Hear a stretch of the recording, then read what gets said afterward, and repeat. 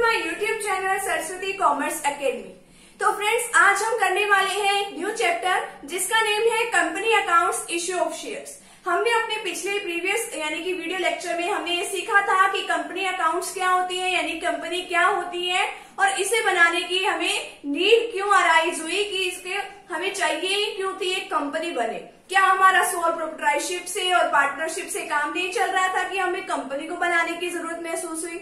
नहीं चल रहा होगा तभी तो हमने कंपनी बनाई है, क्योंकि जो हमारे एक सिंगल अगर पर्सन बिजनेस कर रहा है या 2-3 पर्सन मिलकर बिजनेस कर रहे हैं तो उसके अंदर काफी सारी लिमिटेशंस हो सकती है। तो इस वजह से हमें कंपनी को बनाने की नीड अराइज हुई, क्योंकि वो एक बड़े लेवल पे कंपनी होगी। ठीक है, बड़े लेवल पर ही होती है कंपनी, काफी सारे इकट्ठे मिलके कंपनी को क्रिएट करते हैं, उसके अंदर पैसा इन्वेस्ट करते हैं, तो ये सब उसके अंदर काम होता है। काफी सारे लोगों का माइंड जो है उसके अंदर लगा होता है कंपनी को आगे बनाने के लिए। ठीक है, अब हम बात करते हैं आज अपने वीडियो लेक्चर में कि कंपनी की कैरेक्टरिस्टिक्स क्या होती है और उसकी फीचर्स क्या होती है। तो फ्रेंड्स, अगर आप मेरे इस यूट्यूब चैनल पे न्यू है तो चैनल को सब्सक्राइब कर दीजिए, वीडियो को लाइक कर दीजिए, बेल आइकन को प्रेस जरूर कर दीजिएगा ताकि आपको आगे आने वाली वीडियोस का नोटिफिकेशन मिलता रहे। तो बात करते हैं कि इसकी कैरेक्टरिस्टिक्स क्या क्या होती है। तो फर्स्ट जो है इसके अंदर बताया है, अब हम 1 बाय 1 इसकी सभी डेफिनेशंस को, जो भी इसकी फीचर्स दे रखी है उसको 1 बाय 1 इसकी एक्सप्लेनेशन को पढ़ेंगे।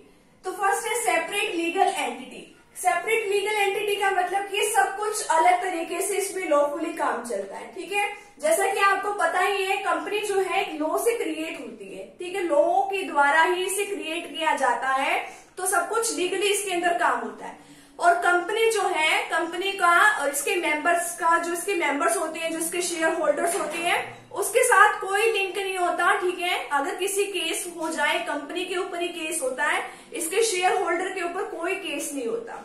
ठीक है, और कंपनी जो है अपने नाम से सब कुछ कर सकती है। ये इसको इस फीचर में इसको ये राइट मिला हुआ है, क्योंकि ये सेपरेट लीगल एंटिटी है, सब कुछ अलग तरीके से काम भी चला सकती है। अपने नाम से बैंक में अकाउंट खोल सकती है, असेट्स को सेल परचेज कर सकती है, और भी कॉन्ट्रैक्ट कर सकती है, और भी काफी सारे काम हैं जो ये खुद से कर सकती है कंपनी। ठीक है, और अगर मान लो कि अगर किसी कंपनी को से किसी क्रेडिटर्स ने लोन लेना है या कोई केस करना है, तो वो केस जो है, जो स्यू होगा, वो किसके ऊपर होगा? वो पार्टनर्स के ऊपर नहीं होगा। किसके ऊपर होगा? वो कंपनी के ऊपर होगा। क्यों? क्योंकि इसकी सेपरेट लीगल एंटिटी है, इसका पार्टनर से कोई लेना देना नहीं होता। नेक्स्ट है परपेचुअल एक्सिस्टेंस। परपेचुअल एक्सिस्टेंस का मतलब क्या होता है कि कंपनी को किसी से कोई लेना देना नहीं होता। चाहे कोई कंपनी में कोई जो हमारा पार्टनर काम कर रहा है, जो शेयर होल्डर है, काफी सारे शेयर होल्डर ऐसे होते हैं, आते रहते हैं, जाते रहते हैं। ठीक है, तो किसी से इसको कोई लेना देना नहीं होता। चाहे किसी की डेथ हो या कोई कंपनी छोड़कर चला जाए, इसको किसी से कोई लेना देना नहीं है। चाहे कोई इंसॉल्वेंट भी हो, ये खुद से चलती रहती है। बहुत सारे आते हैं, बहुत सारे चले भी जाते हैं, बट कंपनी जो है कंटिन्यू रहती है। और अगर इसको खत्म करना हो तो वह एक्ट के अकॉर्डिंग होती है। कंपनीज एक्ट 2013 है, उसके ऊपर ये, उसके अकॉर्डिंग ये खत्म होती है। नेक्स्ट है लिमिटेड लायबिलिटी। लिमिटेड लायबिलिटी ये इसकी सबसे मेन फीचर है, जिसकी वजह से हमें कंपनी को क्रिएट करने की जरूरत महसूस हुई। जी हाँ, जो ये लिमिटेड लायबिलिटी है ये इम्पोर्टेंट फीचर है। लिमिटेड लायबिलिटी का मतलब क्या होता है कि सब कुछ लिमिटेड है, कि जिस को सोचकर हमने कंपनी में इन्वेस्ट किया, कि अगर हमने कंपनी को 10 रुपए देके, कंपनी में क्या होता है, कंपनी की जो कैपिटल होती है वो शेयर्स में बटी हुई होती है। ठीक है, जो मर्जी चाहे कंपनी का शेयर खरीद सकता है। कंपनी के शेयर जो है छोटी से छोटी वैल्यू से स्टार्ट होते हैं, बड़ी से बड़ी वैल्यू पे जाके खत्म होते हैं। कोई भी ले सकता है कंपनी के शेयर्स।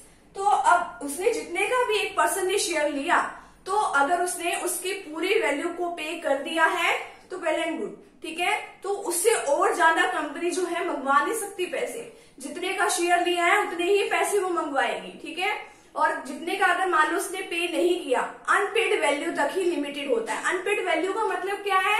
मान लो कोई 10 रुपए का शेयर है और किसी शेयर होल्डर ने 8 रुपीज को ही पे किया है, तो अनपेड वैल्यू कितनी हुई? यानी कि जो उसने पे नहीं की है उस शेयर होल्डर ने 2 रुपीज, यानी सिर्फ कंपनी से 2 रुपीज ही मंगवा सकती है, 3 भी नहीं मंगवा सकती। ठीक है, तो ये होती है इसकी लिमिटेड लायबिलिटी, कि लिमिटेड ही होता है सब कुछ। अनलिमिटेड में तो क्या होता है, अगर कंपनी को लॉस होने लग जाए ना तो वो घर से उनके पैसे मंगवाने स्टार्ट कर देते हैं कि लॉस को कवर अप करते हैं। नेक्स्ट है कॉमन सील। जैसा कि हमने इसकी डेफिनेशन में भी पढ़ा था कि एक आर्टिफिशियल पर्सन है, तो कंपनी खुद से तो काम नहीं करती, इसके बोर्ड्स ऑफ डायरेक्टर्स होते हैं जिनके हाथ में कंपनी की स्टैंप होती है, स्टैंप लगा के वो सारे काम करते हैं। जितने भी इंपॉर्टेंट डॉक्यूमेंट्स होते हैं उनके ऊपर स्टैंप लगी होनी चाहिए, जिसको कॉमन सील बोलते हैं। कॉमन सील इसीलिए बोलते हैं क्योंकि सभी डॉक्यूमेंट्स पर होनी चाहिए। नेक्स्ट है ट्रांसफरेबिलिटी ऑफ शेयर्स। हम अपने शेयर्स को, कुछ कंडीशंस ऐसी होती है हम किसी को भी ट्रांसफर कर सकते हैं, ठीक है। तो कुछ कंडीशंस होती है, तो उसके अकॉर्डिंग हम अपने शेयर्स को किसी दूसरे पर्सन को भी ट्रांसफर कर सकते हैं और दूसरे पर्सन से उस शेयर की वैल्यू ले सकते हैं, simple. Next and last point है separation of management from ownership. Separation of management from ownership क्या होता है कि इसकी जो मैनेजमेंट है वो कोई और करता है, ओनरशिप मालिक कोई और होता है। जैसे कि कंपनी के अंदर क्या चीज इन्वेस्ट होती है, जो कंपनी की कैपिटल होती है वो शेयर्स के अंदर वो डिनोट होती है, यानी शेयर्स के अंदर वो डिवाइड होती है। और अलग अलग पर्सन जो है, काफी सारे पर्सन, मान लो 10 लाख के कंपनी के शेयर्स हैं, तो 10 लाख के उन्होंने 10-10 रुपए में इश्यू कर रखे, तो बहुत सारे शेयर होल्डर्स हो जाते हैं। अब सारे के सारे थोड़ी ना कि ओनर हो गए, अब वो कंपनी को चलाने के लिए चलेंगे। क्या पता किसी ने 10 रुपए का शेयर खरीदा, वो अपना काम धाम छोड़कर वो कंपनी थोड़ी ना चलाने जाएगा। वो क्या करते हैं, एक बोर्ड ऑफ डायरेक्टर्स डिसाइड कर देते हैं कि जो क्या करेगा, कंपनी के काम करेगा, ठीक है। तो इसलिए इसमें बोला है कि सेपरेशन ऑफ मैनेजमेंट, की मैनेजमेंट कोई और करता है और ओनरशिप किसी और की होती है। तो इस तरीके से इसकी जो 5-6 जो है फीचर जो है कंपनी की दे रखी है। उम्मीद है आप सभी को ये लेक्चर समझ में आया होगा। तो अगर आप मेरे इस चैनल पे न्यू है तो चैनल को सब्सक्राइब कर दीजिए, वीडियो को लाइक कर दीजिए एंड बेल आइकन को प्रेस जरूर कर दीजिएगा ताकि आपको आगे आने वाली वीडियोस का नोटिफिकेशन मिलता रहे। थैंक यू वेरी मच, मिलते हैं नेक्स्ट वीडियो के साथ।